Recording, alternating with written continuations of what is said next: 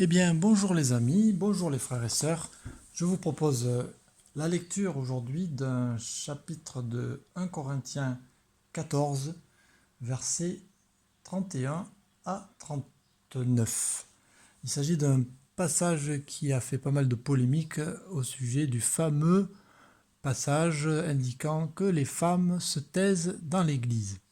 Alors évidemment, ça passe pas très bien dans bien des cas, et on peut le comprendre si on le lit avec une lecture de premier plan, de premier degré. Mais nous savons que la Bible est un livre spirituel et que nous avons besoin de la comprendre et de la lire avec des yeux qui sont ceux du Seigneur et les oreilles du cœur que l'Esprit met en nous. Au verset 31, nous commençons. Car vous pouvez tous. Alors j'ai quelques supports pour qu'on puisse le comprendre différemment. Vous pouvez tous, hommes et femmes, tous prophétiser successivement. Prophétiser successivement, afin que tous soient instruits et que tous soient exhortés. Les esprits des prophètes sont soumis aux prophètes, car Dieu n'est pas un Dieu de désordre, mais un Dieu de paix, comme dans toutes les églises des saints. Que les femmes se taisent dans les assemblées, car il ne leur est pas permis d'y parler, mais qu'elles soient soumises comme la loi le dit aussi. Si elles veulent s'instruire sur quelque point, qu'elles interrogent leur propre mari à la maison. Car il est malséant à une femme de parler dans l'église. Est-ce de chez vous que la parole de Dieu est sortie, ou est-ce à vous seul qu'elle est parvenue? Si quelqu'un croit être un prophète ou inspiré, qu'il reconnaisse que ce que je vous ai écrit est un commandement du Seigneur. Et si quelqu'un l'ignore, c'est qu'il est ignoré de Dieu. Ainsi, frères, aspirez à prophétiser, et n'empêchez pas de parler en langue. Aspirez à prophétiser.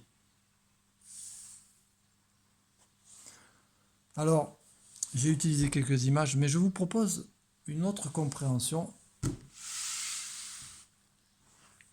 parce que nous savons que l'homme et la femme sont une image de Christ et l'Église. Alors, on va reprendre l'idée. Christ et l'Église sont amenés à prophétiser et à exhorter dans l'Église avec l'esprit de la prophétie. Et que dans les églises où nous sommes saints, l'Église, l'épouse, se taise pour consulter le mari, Christ, qui va lui donner les paroles de vie à la maison, c'est-à-dire dans son cœur, la maison de son cœur. Et l'esprit de la prophétie, au travers de la parole dans le cœur, va donner des révélations à l'épouse, Christ, en étant le mari.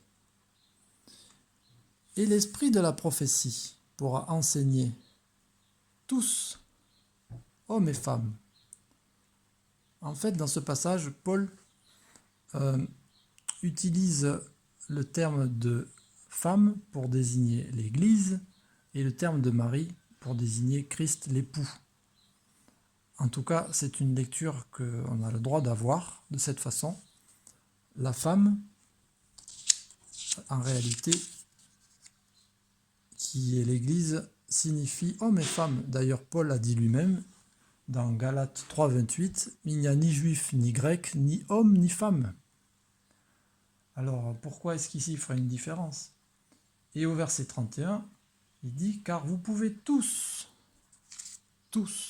prophétiser, hommes et femmes. Pourquoi est-ce qu'il dirait plus tard que la femme se taise? Si la femme, l'épouse, doit se taire, c'est pour pouvoir écouter l'esprit de la prophétie. Et c'est hommes et femmes qui doivent se taire pour écouter Christ, qui va parler dans les cœurs et révéler sa parole, qui va permettre à l'Église, l'épouse, de prophétiser avec l'esprit de la prophétie, la parole de Jésus donnée dans le cœur, dans la prière, pourra exhorter et édifier.